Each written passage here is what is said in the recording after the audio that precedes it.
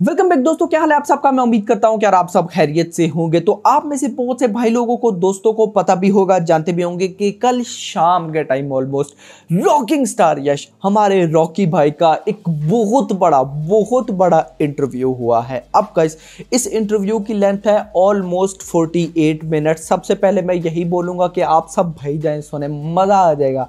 लेकिन अब इस इंटरव्यू में से जो मेन इंपॉर्टेंट बातें थी, लाइक रॉकी भाई की लाइफ की, उनकी मूवीज की स्टोरी लाइन की, उनकी अपकमिंग प्रोजेक्ट्स की, स्पेशली रॉकी भाई के कैरेक्टर की, और सबसे ही इंपॉर्टेंट और स्पेशल रॉकी भाई की केजीएफ चैप्टर 3 को लेकर क्या थिंकिंग है। गाइस ये सारे मेन इंपॉर्टेंट चीजें मैं आपको बताने वाला हूं कि इसके बारे में खुद रॉकी भाई ने क्या बोला है, मतलब ऑफिशियल अपडेट। और गाइस वीडियो की लेंथ बड़ी होने वाली है क्योंकि मैं आपको एक एक चीज प्रॉपर तरीके से समझाने वाला हूं और बताने वाला हूं। तो अगर आप फ्री नहीं है तो वीडियो को अभी स्किप कर दे, फ्री होके देखिएगा, क्योंकि एक एक चीज जानना बहुत ज्यादा जरूरी है और स्किप कर दिया फिर आपको समझ नहीं आने वाली। तो गाइस स्टार्ट करते हैं, लेकिन उससे पहले अगर आपने अभी तक चैनल को सब्सक्राइब नहीं किया तो जल्दी से कर ले यार, क्योंकि ऐसी अपडेटेड वीडियोस हम आप सबके लिए लाते ही रहते हैं और हमने भाई साहब 1 लाख सब्सक्राइबर बहुत जल्दी कंप्लीट करने हैं। तो यार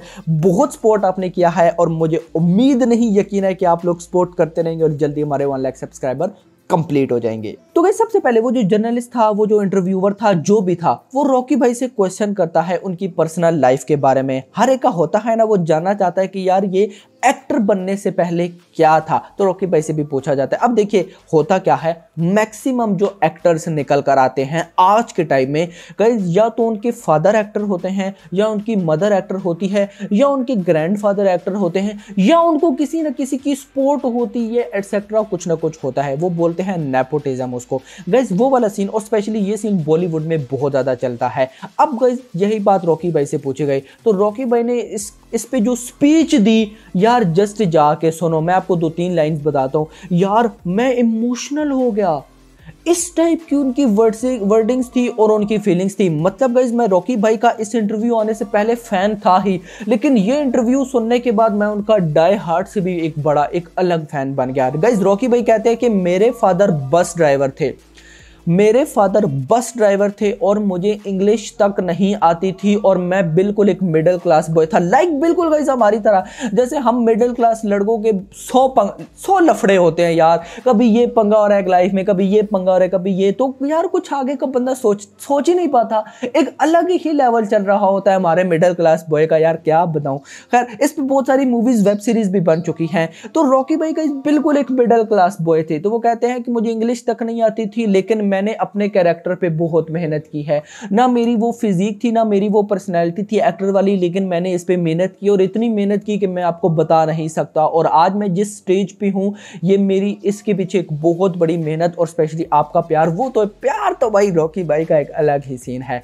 खैर दोस्तों, लेकिन मैं इतना कहना चाहूंगा कि इतनी बड़ी बातें कोई एक्टर इतना बड़ा होने के बाद सामने आकर नहीं बोलता। यार कौन बोलता है, सब अपनी तारीफें करते हो, मैंने इतनी मेहनत की थी, तब मैंने ये फिल्म की थी, उसकी वजह से नहीं भाई।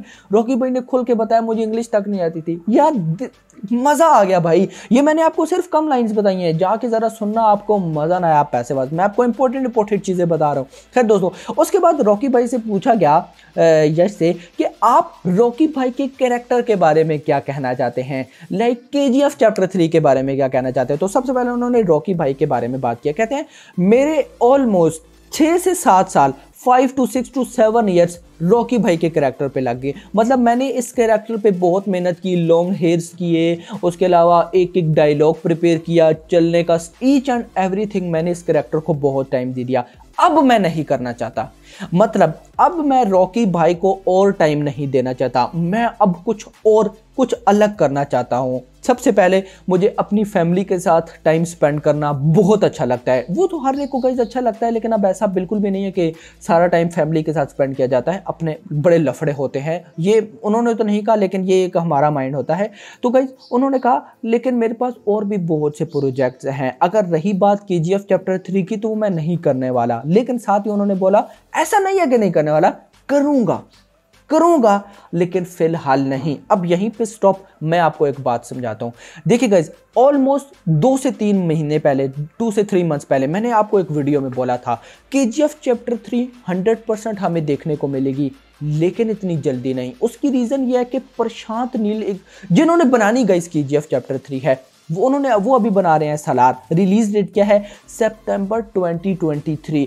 और सालार एक बहुत बड़ी फिल्म है, बहुत नहीं बहुत बड़ी। आप ये मान लो प्रशांत नील के कैरियर की भी बहुत बड़ी फिल्म है और सालार के कैरियर की भी बहुत बड़ी फिल्म है। प्रभास की क्या बात कर रहा हूं। तो गाइस, जब भी कोई इतनी बड़ी फिल्म होती है तो उसके पोस्टपोन डिले होने के चांसेस बहुत ज़्यादा होते हैं। क्यों?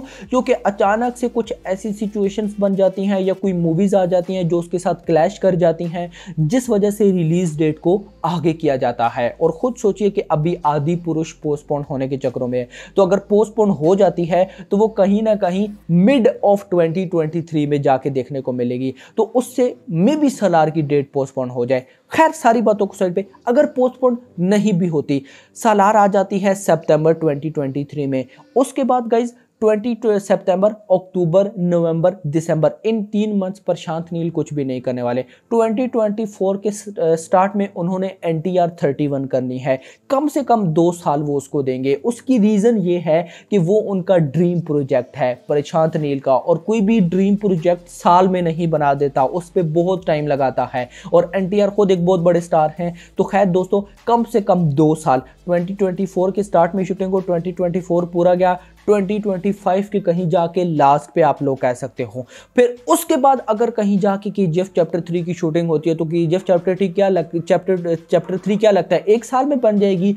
कम से कम 2 से 2.5 से 3 साल चाहिए। तो ये मूवी कहीं ना कहीं हमें 2027 के अराउंड बहुत जाके देखने को मिलेगी। ओ माय गॉड भाई। और अभी भी देखो सेम वही वर्डिंग मेरी निकल कर आई है जैसी उस टाइम निकल कर आई थी। मतलब आएगी, लेकिन गाइस बहुत बड़ा टाइम है, क्योंकि मैंने आपको बताया था ये नील यूनिवर्स है। अब ये सारी चीज़ें गाइस इंटरव्यू में डिस्कस नहीं हो सकती क्योंकि स्पॉइल हो जाती हैं। तो यूनिवर्स ऐसे ही गाइस क्रिएट नहीं होता, बड़े लफड़े झेलने पड़ते हैं, बड़ा कुछ वेट करना पड़ता है। खैर, सब बातों को छोड़ दो।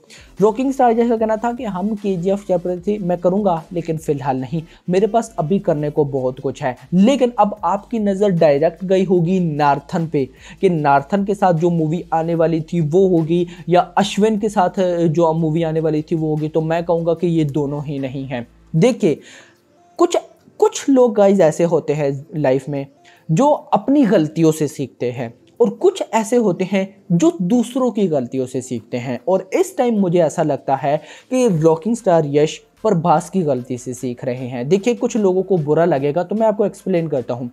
प्रभास की मूवी आई बाहुबली 2, उसके बाद बाहुबली 2 यानी कि प्रभास की वैल्यू ही अलग हो गई, एक अलग डिमांड बन गई। मतलब प्रभास एक अलग लेवल पे चले गए। तो उसके बाद उनको गाइस बिल्कुल वेट करके एक ऐसी मूवी करनी चाहिए थी जो कि बाहुबली 2 से भी ऊपर हो, एक अलग लेवल का क्रेज होना चाहिए था। लेकिन उनकी साहू आई, एवरेज रही, जिस वजह से उनकी वैल्यू डाउन आ गई। लेकिन वो एक्टर अभी भी बड़े हैं, वो चले जाएंगे सालार के बाद, वो कोई डाउट ही नहीं है। जस्ट एक बात बता रहा हूँ, ये उनकी मिस्टेक थी, जो कि अब कुछ लोगों को बुरा लगेगा, लेकिन गाइस ये सच है।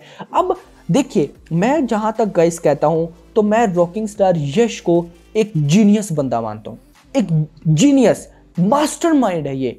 देखिए, आप जानते भी होंगे कि यार कांतारा फिल्म कहते हैं कि मैंने बनाई है, मतलब कि कुछ सीन इनके थे, कुछ डायलॉग्स इनके थे, खुद सोचो। और इवन कि KGF चैप्टर 2 के अंदर भी कुछ डायलॉग्स रॉकी भाई ने लिखे हैं। तो गाइस सोचिए कि ये बंदा क्या मास्टरमाइंड बंदा है। और दैट्स वाई KGF चैप्टर 2 आने के बाद रॉकिंग स्टार यश कुछ ऐसा करना चाहते हैं जो KGF चैप्टर 2 को भी पीछे छोड़ दे, जो एक अलग चीज बने, जो कि ऑडियंस देखे और कहे कि ये एक्टर एक अलग चीज है। और गाइज वही चीज रॉकी भाई करना चाह रहे हैं, और आई थिंक सो उसकी अनाउंसमेंट मैं फिर कहूंगा कि होगी 8th ऑफ जनवरी ही है, 8th ऑफ जनवरी 2023, जिस दिन रॉकिंग स्टार यश की बर्थडे है। जी हाँ, उसके अलावा मुझे कोई डेट नज़र नहीं आ रही कि जिस डेट पे अनाउंसमेंट हो सकती है, और ये होगी यश 19। और अब ये मुझे नहीं लगता नाथन, क्योंकि देखिए नाथन के साथ जो स्क्रिप्ट थी या अश्विन के साथ जो स्क्रिप्ट थी गाइस, वो छोटी मोटी स्क्रिप्ट थी, वो कोई इतनी बड़ी पैन लेवल पे स्क्रिप्ट नहीं थी, छोटी मोटी आप स्क्रिप्ट कह सकते हो। लेकिन आपको पता है KGF चैप्टर 2 आने के बाद एक अलग लेवल है रॉकी भाई का, तो कुछ ऐसा होना चाहिए जो कि देखिए KGF चैप्टर 3 तो है ही ना, उससे साइड पे रखो, वो तो फाड़े ही फाड़े, लेकिन उससे पहले भी अगर कुछ रॉकी भाई के माइंड में चल रहा है तो इसका मतलब कुछ फाड़ू लेवल तो होगा। तो खैर दोस्तों, ये कुछ चीज़ें थी जो आप लोगों के साथ डिस्कस करना बनती थी। वो 48 मिनट्स का इंटरव्यू है, मैं आपको ज़रूर कहूँगा कि आप जाके सुने यार, मज़ा आ जाएगा। एक एक चीज़ कमाल की है, इमोशन मतलब कि इमोशनली है, आपको खुश कर देंगी, आप एक्साइटेड हो जाओगे, मज़ा आ जाएगा। तो खैर दोस्तों, आप लोग अब बताओ कि क्या लगता है यार, यश 19 क्या होनी चाहिए। देखिए एक अलग लेवल का क्रेज़ बना हुआ है यश 19 को लेकर, मज़ा आने वाला है। तो मैं तो बहुत एक्साइटेड हूँ 8 जनवरी का कि कुछ ना कुछ तो रॉकी भाई लाएंगे, क्योंकि उसके अलावा कोई डेट निकल कर सामने नहीं आ रही फिलहाल। खैर आप लोग मुझे बताओ क्या एक्सपेक्ट करते हो, आप नीचे कमेंट सेक्शन में बताना। अभी तक के लिए जरूर करना, चैनल को सब्सक्राइब कर लेना। अगली वीडियो में ख्याल रखिएगा। Thanks for watching. मैं भी अपना इमोशनली हो गया।